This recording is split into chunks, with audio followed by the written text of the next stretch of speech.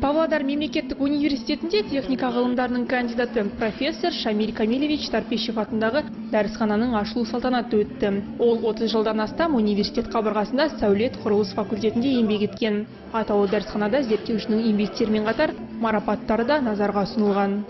В свое время Шамиль Камилевич сказал такую фразу, мне сейчас ее...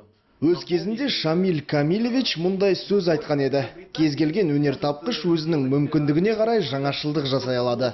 Ал мен болсам қалағанымша жасай аламын дейтін. Бұл әйгілі сөздері оны өте керемет сипаттайтын. Біздің міндетіміз осы деңгейді көтеру. Шамиль Камилевич Қаныш Имантайұлы Сатпаевтың жолын жалғастырушы. Ол біздің жарқын өнертапқышымыз.